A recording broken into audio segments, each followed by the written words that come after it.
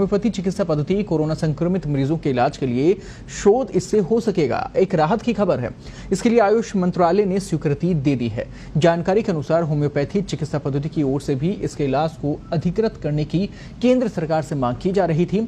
इस पर आयुष मंत्रालय ने संज्ञान लेते हुए हाल ही नोटिफिकेशन जारी किया, जिसमें अब कोविड-19 संक्रमण के उपचार के लिए होम्योपैथी पद्धति में शोध को स्वीकृति दे दी गई है।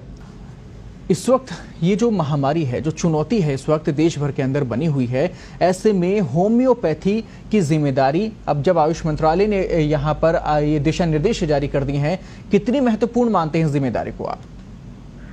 नहीं, ये जिम्मेदारी जो दी गई है उसके लिए मैं इतना कहना चाहूँगा कि होम्योपैथी में भी जो एपिडेमिक डिजीजेस फैलते हैं उनका प्रिवेंटिव एंड क्यूरेटिव ट्रीटमेंट्स हैं। जैसे मलेरिया फैला था राजस्थान में 3 डिस्ट्रिक्ट्स में, उसमें हमारे हॉस्पिटल की कॉलेज की टीमें गई थी। उसमें चीफ मिनिस्टर ने काफ़ी मदद की थी भैरव सिंह जी शेखावत से। तो मलेरिया की हमने दवाई बांटी थी, प्रिवेंटिव एंड सोशल, जो निकल के आई थी। उससे उन तीनों डिस्ट्रिक्ट्स में जो मलेरिया एपिडेमिक था उसमें बहुत कुछ लोगों को प्रिवेंटिव मिला और जो ऑलरेडी सफ़र कर रहे थे उनको राहत भी मिली थी। तो इसी तरह इस कोरोना डिजीज के लिए जो एपिडेमिक फैल रहा है इस समय, इसके लिए भी होम्योपैथी में दवाई है। और वो दवाई जो निकल के आई है वो आर्सेनिक है। और आयुष डिपार्टमेंट जो भारत सरकार का है उसने भी रिकमेंडेशन दी हुई है कि इस दवाई को लोगों में डिस्ट्रीब्यूट किया जाए। उसके बाद में हम लगातार अपने हॉस्पिटल्स में और केंद्रीय होम्योपैथी अनुसंधान संस्था से उसमें भी ये दवाई दे रहे हैं। अभी आज राजस्थान सरकार ने ऑर्डर 3.5 बजे निकाला है। हम एक टीम 5 डॉक्टर्स की बना दी है। वो टीम ऑनलाइन जो कोरोना के मरीज हैं जो आइसोलेशन में हैं या क्यूरेटिव में हैं, उनको दवाइयाँ डिस्ट्रीब्यूट करेंगे और उनका रिकॉर्ड रखेंगे। तो उससे एक आंकड़ा निकल के आएगा कि होम्योपैथी की जो आर्सेनिक एल्बम दवाई है वो कितनी कारगर है। नहीं, बहुत अच्छी बात आपने कही। यहाँ पर ये जो दवाई है वाकई में वरदान साबित होगी अगर ये असर करती है और इस महामारी को रोकने में सफल होती है। गिरिंद्र पाल जी, यहाँ एक और सवाल मैं लेना चाहूँगा। बहुत से दर्शक इस वक्त आपको देख रहे हैं सोशल मीडिया के जरिए भी और बाकी अन्य माध्यमों के जरिए भी। तो किस प्रकार से दवाई काम करेगी और क्या कुछ इसका तरीका रहेगा? क्या इसके लिए साथ में कुछ परहेज भी करना पड़ता है क्या होम्योपैथी से? क्योंकि इससे पहले भी बहुत सारे उदाहरण हमने देखे हैं। प्रिंस चार्ल्स का भी होम्योपैथी से इलाज हुआ था। बहुत से ऐसे उदाहरण पूरे विश्व भर में हैं। तो ये जो आप दवा बता रहे हैं, इसका किस प्रकार से, क्या कुछ साइड इफेक्ट तो नहीं है? क्या परहेज इसमें रखना होगा? क्या स्थितियां इसको लेकर रहेंगी? एक बार दर्शकों तक ये जानकारी भी आप पहुंचाएं। इसके लिए मैं सभी दर्शकों को बताना चाहूंगा कि होम्योपैथिक दवाई के कोई भी आफ्टर इफेक्ट नहीं होते जी। होम्योपैथिक जो दवाई दी जाती है वो टोटलिटी ऑफ द सिम्टम्स पर दी जाती है। एपिडेमिक डिजीज जब फैलती है तो मरीजों में एक से ही सिम्टम्स आते हैं और उन सिम्टम्स को कौन सी दवाई कवर करती है वो दवाई उनको दी जाती है।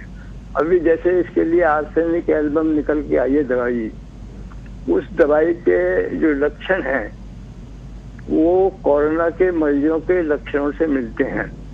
होम्योपैथी का सिद्धांत जो है वो है सिमिलिया सिमिलस क्यूरेंटर, that be likes be treated by likes. जो भी मेडिसिनल सब्सटेंस है होम्योपैथी में उनका जो प्रूविंग होती है वो हेल्दी ह्यूमन बीइंग पर होती है और जो मेडिसिनल सब्सटेंस है वो हेल्दी मरीज को दी जाती है तो वो सिम्टम्स क्रिएट करती है। उन सिम्टम्स का मतलब ये है कि इस दवाई की जो क्वालिटी है वो इस तरह के सिम्टम्स पैदा करने की क्वालिटी है।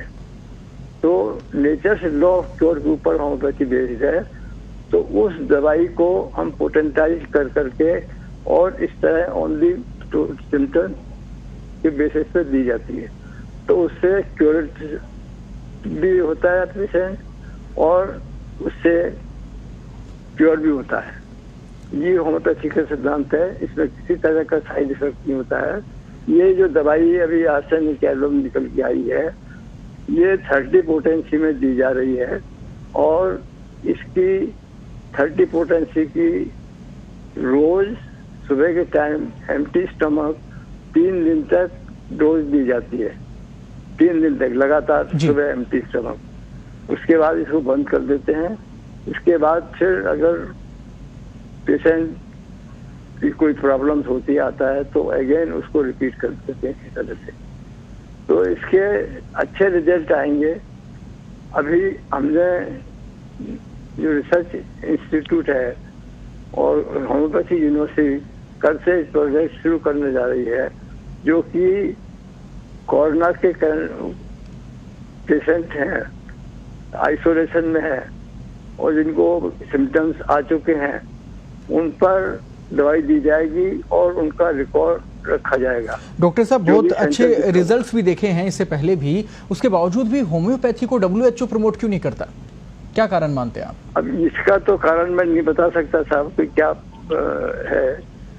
इसमें हर सिस्टम का अपना अपना है, क्योंकि जो दूसरे सिम्टम्स हैं आजकल जो सिस्टम्स हैं वर्ल्ड में, वो उनके मैन्युफैक्चरर्स और लोग, जैसा मैंने सुनने में आया है, वो होम्योपैथी को प्रमोट नहीं होने देना चाहते।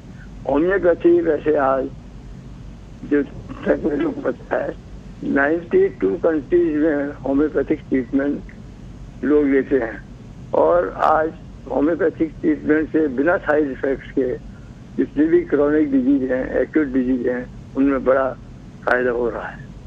तो होम्योपैथी को यदि इसमें इंक्लूड करके और काम किया जाएगा तो मैं ये कह सकता हूँ कि इससे जरूर कोरोना के फैलाव में फायदा होगा। बहुत बहुत धन्यवाद। पत्रकार टीवी के साथ जुड़ने के लिए बहुत अच्छी जानकारी आपने दर्शकों तक पहुंचाई। डॉक्टर साहब का कहना है कि होम्योपैथी के जरिए कोरोना का इलाज की जो संभावना है वो है, इलाज में काफी ज्यादा राहत भी मिल पाएगी अगर इन दवाइयों का भी प्रयोग सही प्रकार से हो सकता है तो।